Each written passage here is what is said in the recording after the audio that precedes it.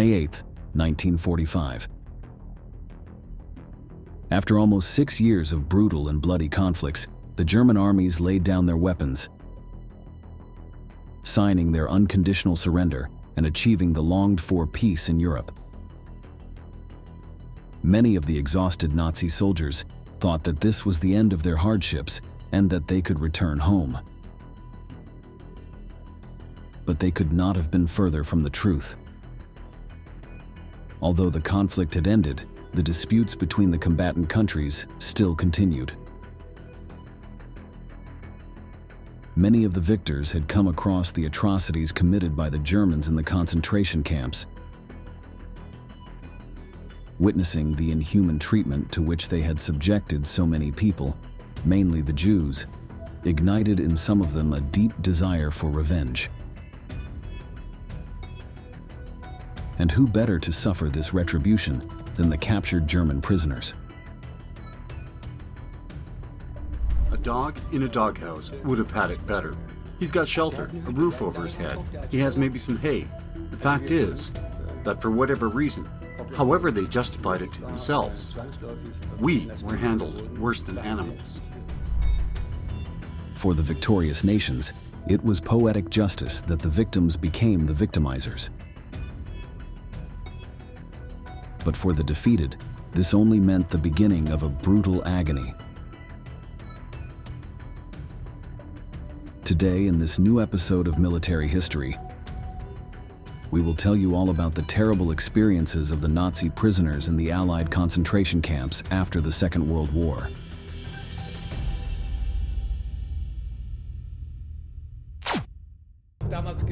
I was thinking then, if soldiers are capable of doing this to other soldiers, then we can expect them to do just about anything to us. By the time World War II came to a close in Europe, the German military was in a state of near total destruction. 4.3 million soldiers had died fighting on the world's battlefields, and far more had been wounded or maimed. But now that hostilities had come to an end, Allied leaders were beginning to worry about what to do with the survivors. Some 11 million Germans were in prisoner of war camps, anxiously awaiting word of their fate. Of that number, 8 million were prisoners of the British and the Americans. Many of the countries involved in the war, including the Allies, Russia, and Germany, had signed the Hague Treaties at the beginning of the 20th century, which detailed how combatants captured during armed conflict should be treated. Among the agreed-upon points was that these people should be given food, clothing, and access to housing. Any mistreatment of them was strictly prohibited. For the signatory governments, this was a way of humanizing war. However, in practice, these agreements were rarely respected. The Nazis were one of the first to ignore the decree. During their brutal campaign of expansion, every captured enemy combatant was completely at the mercy of the German officer in charge. Many of them were taken to forced labor camps, where they experienced incredibly cruel living conditions. Others were massacred, executed en masse by the weapons of their executioners. This was the fate of those considered inferior by the Nazis, such as those of African origin or descent, or the Slavs of the Red Army. It was not surprising, then, that when Germany was close to defeat, many of its soldiers feared for their future. They had already heard the rumors coming from the East. Anyone who surrendered to the Soviets was killed, in revenge for the atrocities committed against the population of that country. For this reason, many of the Germans sought to leave their weapons to the Western Allies, hoping for better treatment. At first, I was happy to be in the West, because we all thought, if we're taken prisoner, we'll be better off with the Americans. And so I surrendered, with the hope of humane treatment. I had no idea what the next 5 months would bring and how disappointed we would become. However, a bitter surprise awaited them in the prisons to which they were taken. In 1929, another series of agreements had been signed, this time in Geneva, which declared that the prisoners were to be placed in the care of the Red Cross. In addition, once the conflict for which they had been captured was over, they were to be released as quickly as possible.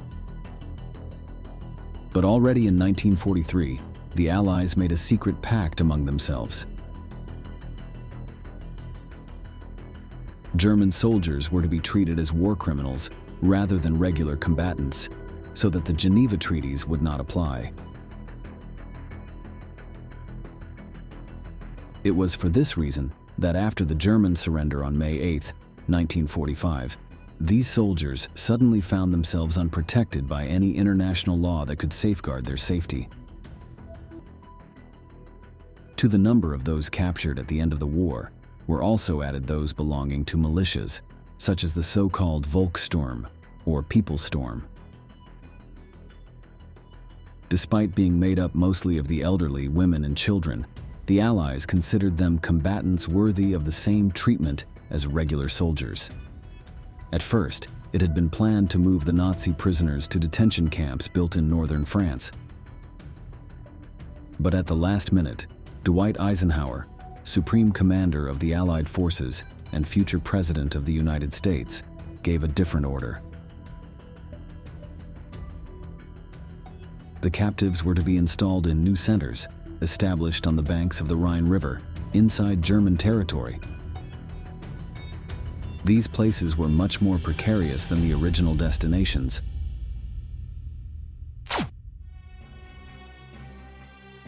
From all over Germany, the Germans were loaded onto trucks. They were never told where they were going.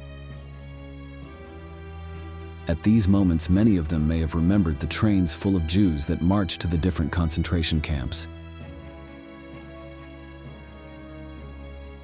It was in these detention centers in their own homeland that the German soldiers were able to experience something similar to what they had administered for years. In the first few days, we received nothing to eat or drink. And for the first time in my life, I had to experience men drinking their own urine. I even ate grass, like the others, but the human digestive system is not meant for that. Some American guards were shocked by the disorganization with which the transfer of millions of prisoners was carried out.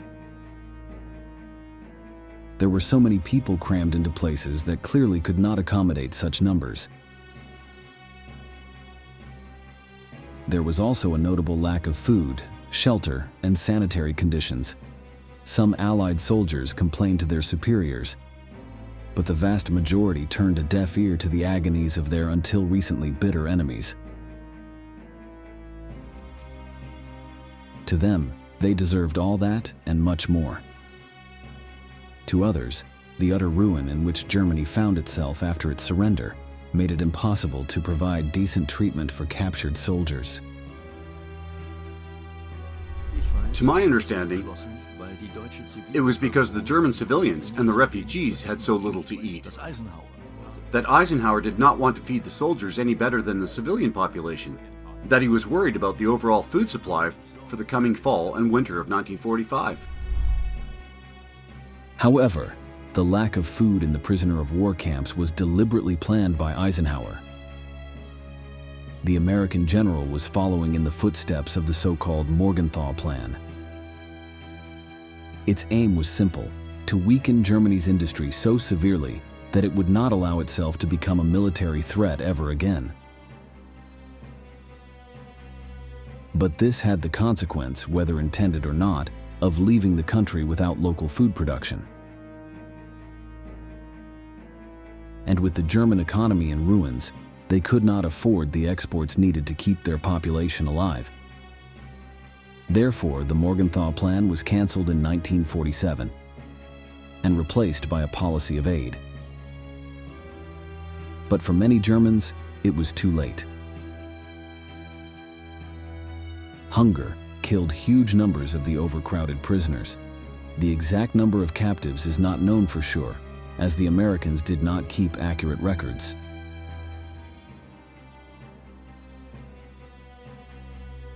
However, the exorbitant numbers made already dire conditions much worse. Prisoners had to fight each other for the little food that was available, and if one of them dared to complain to one of the guards, he was sure to receive a brutal beating.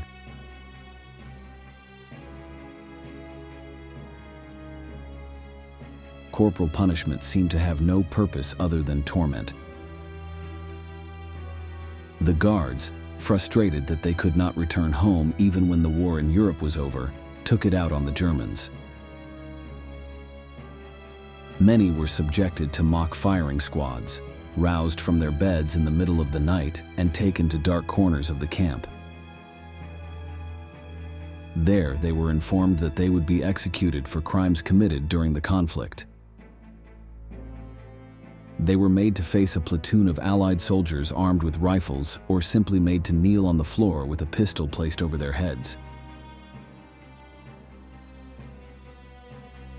Most begged for their lives, some accepted their death, but the bullet never came, and the guards holstered their weapons with laughter, leaving the victims severely traumatized.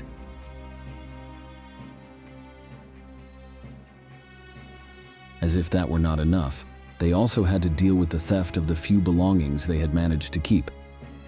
Cameras, photographs, even wedding rings were stolen by the guards. German watches in particular were highly coveted by the Americans. That is why the furious Germans began referring to the Allied forces as the Army of Watch Thieves. The first thing was, I had to give up my watch. And the thought came over me, these rich Americans are going to steal our watches? That was pretty strange. But it was continuous.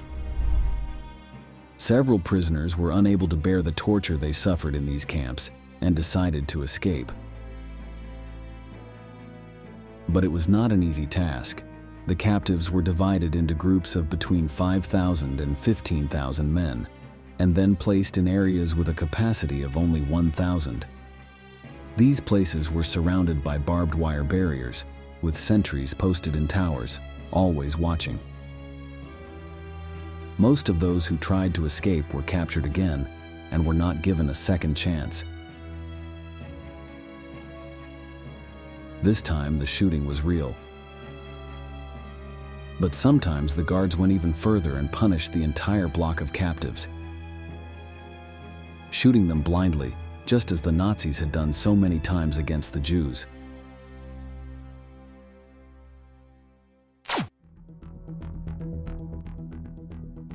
Another problem that the prisoners had to face was exposure to the weather. Almost none of the captured had access to a roof that provided shelter. Instead, they were completely out in the open. At the end of the war, the weakest died quickly from exposure to the cold. The survivors had to find ways to create their own shelters. One alternative they found was to dig a hole out of whatever was nearby. Sometimes even an empty food can would do. The luckiest ones made do with pieces of cardboard to stop the winds. Often, 3 to 5 prisoners shared a single shelter, sharing body heat. However, what seemed like temporary salvation turned into a deadly trap for some. The heavy and frequent rains turned the ground in the camps into a quagmire. This caused the holes dug for both shelter and latrines to cease being safe ground and become death traps. Many of the prisoners fell in, and they were never helped. But then they sank down into the cesspit, and they were gone. Nobody did anything to help them. Hunger, thirst, lack of sleep and hygiene, coupled with the pressure from the guards, quickly led to Germans fighting each other. Anyone who had access to better food could be beaten by another hungry prisoner looking to steal his share. Something similar had happened in the ghettos established by the Nazis throughout Europe, such as the one in Warsaw. There, desperate prisoners would reveal the crimes of those who had been friends or even family members in the hope of receiving a better food ration. In the Soviet Union, too, Germans had mocked Soviet prisoners, seeing them turned into almost animals for the slightest bit of food. Now, it was they who were experiencing these things firsthand. I can remember it so clearly now. In 1942 to 44, we saw the Russian prisoners as being subhuman because they would even eat rats. Now for us, the situation was no different. As the months of 1945 continued to pass, living conditions continued to worsen. The food situation was critical.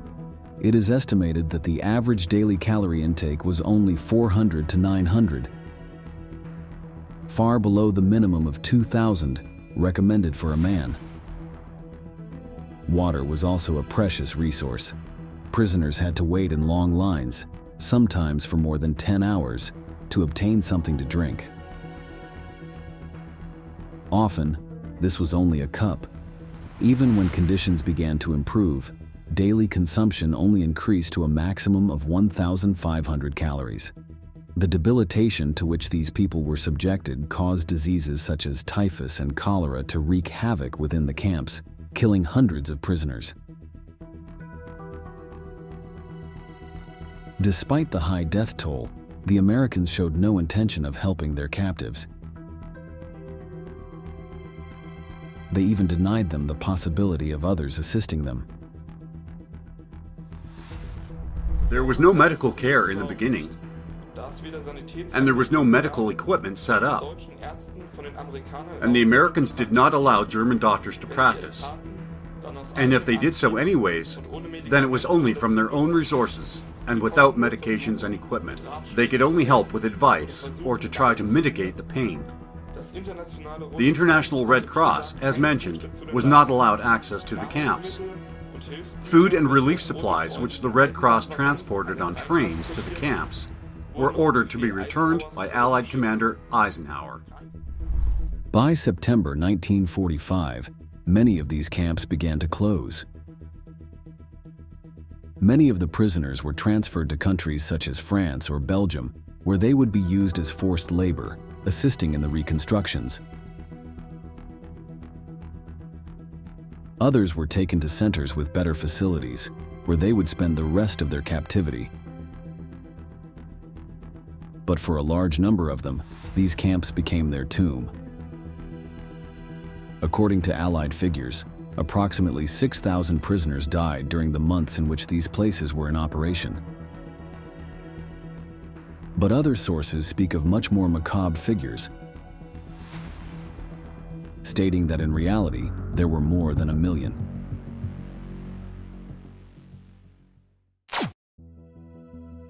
Even decades after the event, there are questions that remain unanswered. Why were so many prisoners taken, knowing that the camps could not accommodate that number? Why were they systematically denied food, drink, and medicine? Why were they treated in such a brutal way? For many of the survivors, the explanation is clear. It was not a matter of logistics, but rather it was all coldly calculated. It was a plan to wipe out the German people, but for many of the Allies, any kind of cruelty against Nazi prisoners of war was justified after plunging the entire world into such a brutal war.